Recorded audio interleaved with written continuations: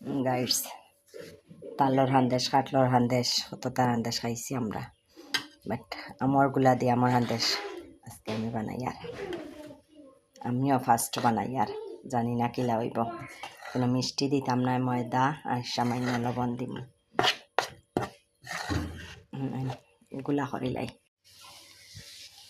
ময়দা দিয়া একটা বানাই লাইছি। এটা গণ থাকবো।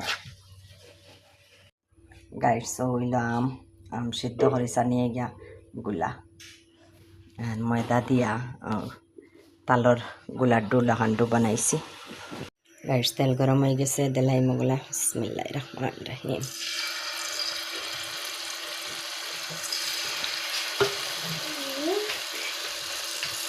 সব টেন দেলাই গাইস, সব টেন দেলাইছি।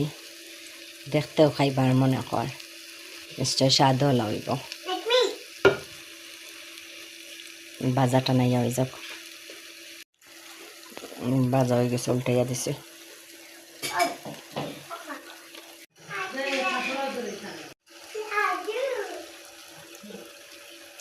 গাইস আমার হান্দেশ হয়ে গেছে, সব টিম বানাই লাইছে। এখন খাইয়া দেখমো। বিসমিল্লাহির রহমানির রহিম। গরম,